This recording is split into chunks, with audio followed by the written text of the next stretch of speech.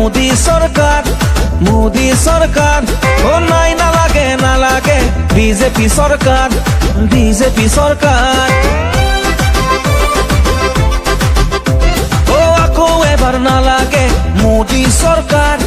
নাই নালাগে বিজেপি সরকার ও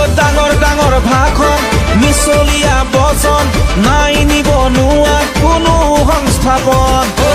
ডাঙৰ ভাষণ মিছলীয়া বচন নাই নিবনুৱা কোনো সংস্থাপন